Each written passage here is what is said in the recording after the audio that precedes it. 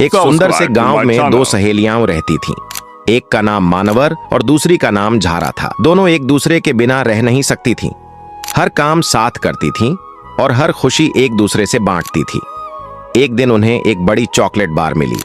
मानवर मुस्कुराकर बोली, आओ इसे बराबर बराबर बांट लेते हैं।